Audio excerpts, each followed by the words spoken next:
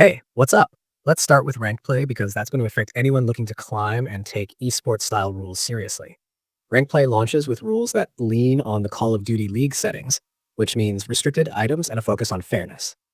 There's a new security requirement for PC players where Ricochet Anti-Cheat is requiring a stronger form of remote attestation in partnership with Microsoft, building on existing TPM 2.0 and secure boot needs. Basically, the goal is to make ranked play as cheat resistant as they can. Placement matches are back too, which should help newer ranked players get into an appropriate skill bracket faster, since you only need 3 placement wins to be seeded.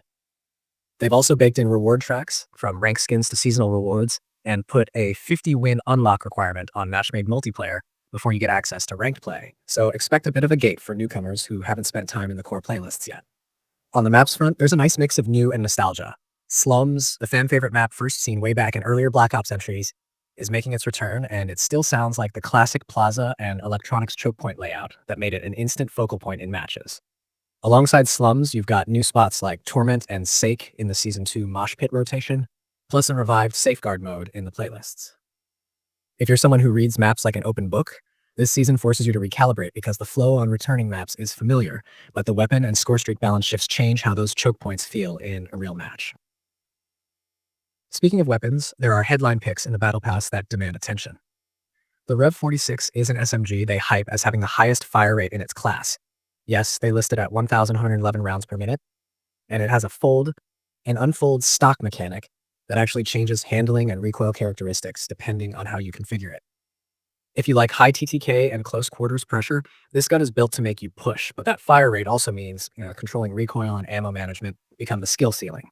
There are other new entries too, and a few week 1 challenge reward toys like a pump action sticky grenade launcher that can be detonated remotely. So the sandbox has new toys that will require some experimentation to see which attachments make them sing and which are just flashy.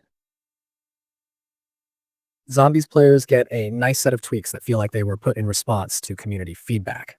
The LG M1 Wonder Weapon got a buff that lets players hold the trigger to auto-fire, its blast radius has increased for better crowd control, and the UFO duration was bumped from 5 seconds to 6.5, which changes how you time crowd clearing and boss interruptions.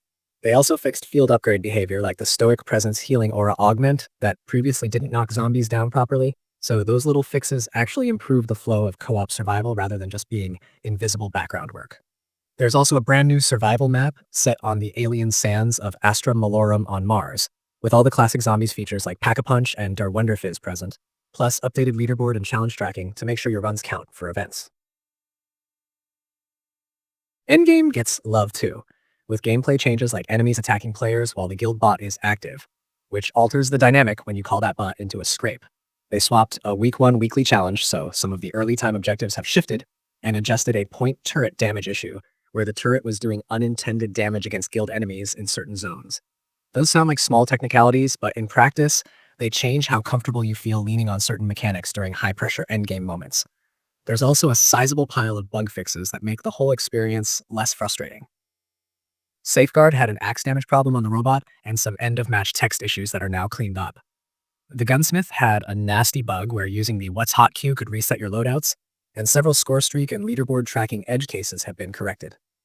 These don't make headlines, but they're the kind of work that keeps your matches from spiraling into nonsense because of some quirky exploit or challenge that won't track properly. Overall, what struck me reading the notes is how balanced the update is between fresh content and stability. There's enough new map and weapon variety to change how you approach play. Ranked play feels more locked down and serious, and Zombies and Endgame have received both mechanical and quality of life improvements. If you're jumping in, expect some immediate changes to what works in 6v6 and face-off modes. Pay attention to the ranked play unlock and placement rules if you plan to compete, and give the new weapons a few matches to reveal their true personality. Because stats on paper and how they play in real life can be very different.